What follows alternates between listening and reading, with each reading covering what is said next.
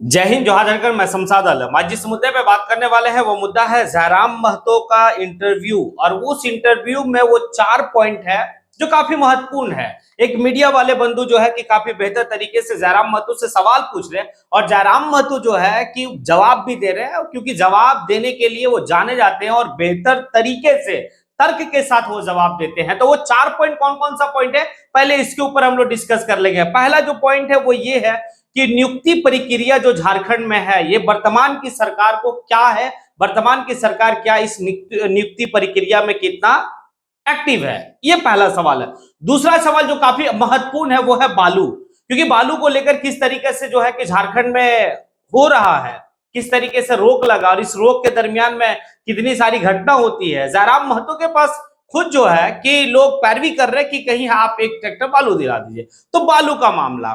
तीसरा जो है कि रातू रोड फ्लाईओवर जो है वो आखिर किसके नाम से होना चाहिए, जयराम महतो से जब पूछा गया तो जयराम महतो वो 2 नाम जिसको सजेस्ट किए हैं वर्तमान की सरकार को, वो 2 नाम कौन कौन है और 2 नाम वो है उसके बारे में बात करेंगे।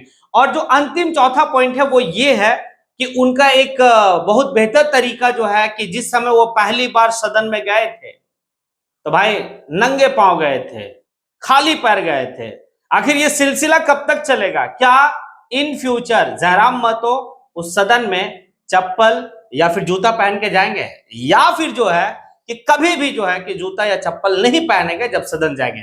ये भी है पॉइंट। यानी कि इस 4 पॉइंट पे डिस्कस करेंगे और विस्तार रूप से डिस्कस करेंगे। चलिए चलते और सारी बात को विस्तार रूप से समझते हैं कि आखिर जयराम महतो जो है कि वो 4 पॉइंट पे जो बात हुआ है वो कौन कौन सा बात है। तो यहाँ पे दरअसल पहला जो पॉइंट है वो ये है कि नियुक्ति प्रक्रिया में आखिर सरकार कितना एक्टिव है, पहला पॉइंट है। जयराम महतो का कहना है कि नियुक्ति प्रक्रिया में जितना एक्टिव होना चाहिए वर्तमान की सरकार को उतना एक्टिव है नहीं। और यहाँ के जिस उम्मीद से लोग जो है कि वोट देकर सरकार को सत्ता दिया है, सरकार जिस आने की तरीके से सरकार को जो है कि सरकार में आया है, भाई वो उम्मीद और जिस आकांक्षा के साथ लोग जो है कि सरकार को चुने, उस उम्मीद पे जो है कि वर्तमान की सरकार खरा नहीं उतर रहे। क्योंकि नौजवान जो है कि कोई सा भी अगर वैकेंसी झारखंड में आती है या फिर उसकी जो प्रक्रिया होती है, नियुक्ति की प्रक्रिया होती है, सब में जो है कि आंदोलन करना पड़ता है यहाँ के छात्रों को। आंदोलन जैसे पहला तो वैकेंसी आने का आंदोलन कीजिए, धरना पे बैठिए। अब जब वैकेंसी आ गई तो भैया एग्जाम कब लीजिएगा, उसके लिए धरना कीजिए, उसके लिए आंदोलन कीजिए। जब एग्जाम ले लिया गया तो रिजल्ट कब आएगा, उसके लिए आंदोलन करना पड़ रहा। और जब रिजल्ट आ गया तो भैया नियुक्ति कब देंगे, उसके लिए। आखिर थक गया है झारखंड के युवा ये आंदोलन, ये धरना करके नियुक्ति के लिए। आखिर इस 25 साल के दरमियान में झारखंड क्या इसीलिए और यहीं तक है कि भाई एक नियुक्ति पाने के लिए इतना सारा आंदोलन?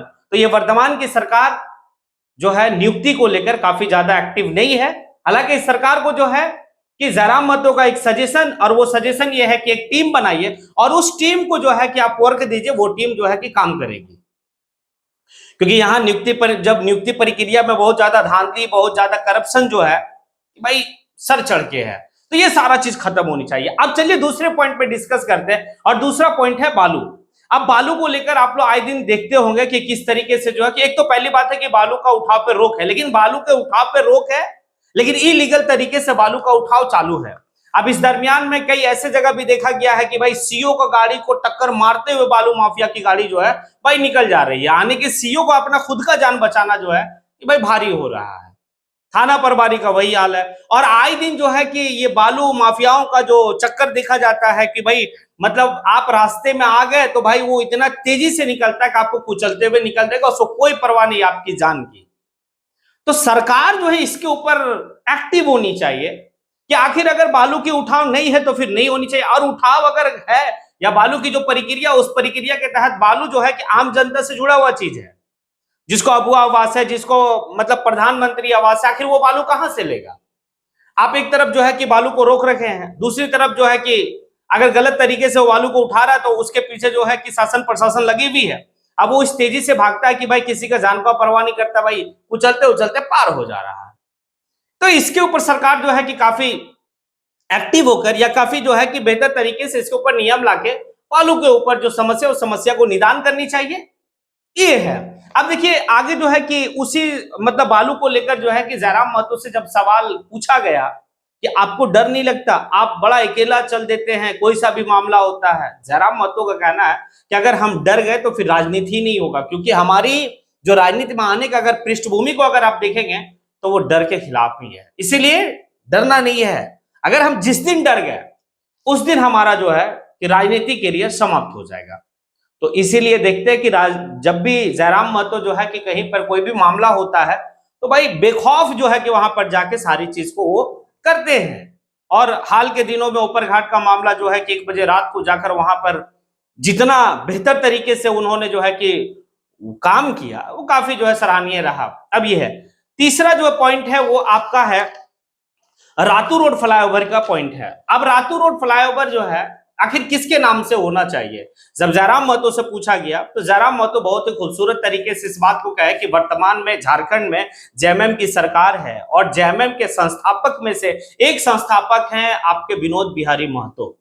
तो विनोद बिहारी महतो को सम्मान देते हुए रातू रोड फ्लाईओवर का नाम जो है विनोद बिहारी महतो के नाम से होना चाहिए। और दूसरा नाम वो है चुहाड़ विद्रोह का रघुनाथ महतो के बारे में बोले कि उनको मतलब उनके नाम से होनी चाहिए, यानी कि जो सम्मान मिलनी चाहिए वो सम्मान मिली नहीं है आज तक झारखंड में। आप उसके इतिहास को पलट के देखें, जबकि इतने बड़े नायक के रूप में चुहाड़ विद्रोह से वो उनका रिलेटेड रहा है। तो ये 2 नाम वो सजेस्ट किए हैं।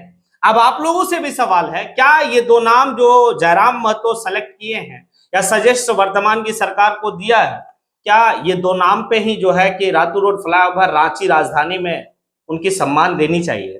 अगर आपको भी लगता है तो कमेंट बॉक्स में आके आप कमेंट कीजिए और बताइए। बहुत जो है कि बड़ी बात होती है कि जब आपका कमेंट जो है कि आता है तो उस कमेंट का प्रभाव होता है किसी भी चीज के लिए। तो इसीलिए आप लोग जो है कि कमेंट में करें कि रातू रोड फ्लाईओवर का नाम किसके नाम से होगा, क्या जयराम महतो जो 2 नाम सेलेक्ट किया है या सजेस्ट किया है उसके ऊपर होनी चाहिए या फिर और भी कोई नाम होनी चाहिए। अब आइए और अंतिम जो है कि पॉइंट पे डिस्कस करते हैं। अंतिम पॉइंट है ये कि जयराम महतो जब पहली बार सदन गए थे, चुनाव तो वो 2 लड़े, एक जो है कि लोकसभा का चुनाव लड़े, अच्छा खासा वोट लाए, यानी कि लोकसभा जाते जाते वो रह गए।